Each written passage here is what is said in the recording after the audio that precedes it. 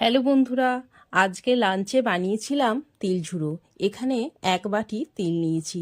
এইটি মিক্সির জারে নিয়ে এর মধ্যে দুটি কাঁচা পাকা লঙ্কা, একটু লঙ্কা গুঁড়ো, স্বাদ মতো নুন আর হাফ চামচ চিনি আর অল্প জল দিয়ে এটি মিক্সিতে পিষে নেব। খুব মিহি করে পিষবো না, একটু দানা দানা থাকবে, ঠিক এইভাবে। গ্যাসের ওপর কড়াই বসিয়ে অল্প সর্ষের তেল দিয়ে দেবো। তেলটা গরম হয়ে গেছে।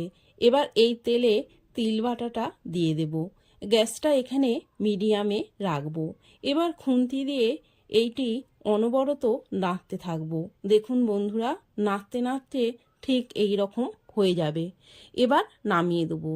এইটা এই রকম ঝুড়ো ঝুড়ো হবে আর মুচমুচেও হবে। এই তিল ঝুড়োটা গরম ভাতে দারুণ খেতে লাগে।